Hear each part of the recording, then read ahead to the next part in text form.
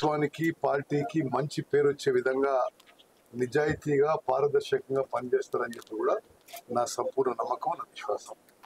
అదేవిధంగా మరో 30 నామినేటెడ్ పదవులు అతి త్వరలో పూర్తయ్యని చెప్పి నేను విశ్వసిస్తున్నాను. కాంగ్రెస్ పార్టీలో సుదీర్ఘకాలం పనిచేసిన వాళ్ళకి, అదేవిధంగా ప్రజా జీవితంలో అనేక త్యాగాలు చేసిన వాళ్ళకి ఈ ప్రభుత్వంలో గుర్తింపు ఉంటుందని చెప్పి నిరూపించడానికి ఈ ఇప్పుడు జరుగుతున్న అపాయింట్మెంట్స్ అన్ని మీరు చూస్తున్నారు. I wish them the very best. అధికారంలోకి వచ్చిన తర్వాత ఈరోజు 35 రాష్ట్ర కార్పొరేట్ చైర్మన్లు వేయడం జరిగింది. అందులో ముఖ్యమంత్రి గారు మరియు మంత్రివర్యులు అందరూ కలిసి ఈరోజు కాంగ్రెస్ పార్టీలో కష్టపడ్డ వాళ్లకు ఇవ్వడం జరిగింది. గౌరవనీయ ముఖ్యమంత్రి గారికి మరియు ఉత్తమ్ కుమార్ రెడ్డి గారికి, శ్రీధర్ బాబు గారికి,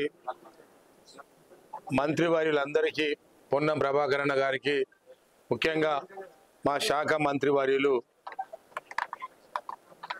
ఈరోజు అనివార్య కార్యక్రమంలో లేరు. తుమ్మల నాగేశ్వరరావు గారు ఖమ్మంలో వారు మీటింగ్ అడ్వాన్స్ ఉంది కాబట్టి రాలేకపోయారు. వారికి ప్రత్యేక ధన్యవాదాలు తెలియజేస్తూ, కొండా సురేఖ గారు, అదేవిధంగా సీతక్క గారికి అందరికీ కూడా ధన్యవాదాలు, కృతజ్ఞతలు తెలియజేస్తా ఉన్నాం. గతంలో కాంగ్రెస్ పార్టీ లేనప్పుడు నేను డిసిసి బ్యాంకు చైర్మన్గా చేశాను. రైతులకు ఎనలేని సేవ చేశాను. రాష్ట్రంలో నెంబర్ 1 డిసిసి బ్యాంక్ ప్రజలకు, రైతులకు సేవ చేశాను. అదేవిధంగా నా మీద నమ్మకంతో ఈరోజు ఆయిల్ ఫెడ్ కార్పొరేషన్ చైర్మన్గా నియమించారు. తప్పకుండా మెరుగైన సేవలు, ప్రత్యేక గుర్తింపు వచ్చే విధంగా, రైతులు అందుబాటులో విధంగా సేవ చేస్తా అని చెప్పి ఈ సందర్భంగా మీకు మనవి చేస్తా ఉన్నాను. దానితో పాటు ఈరోజు మంత్రివర్యులకు, అదేవిధంగా ప్రధానమంత్రి మోడీ గారికి కూడా ఒక లేఖ ఈరోజు రాయడం జరిగింది.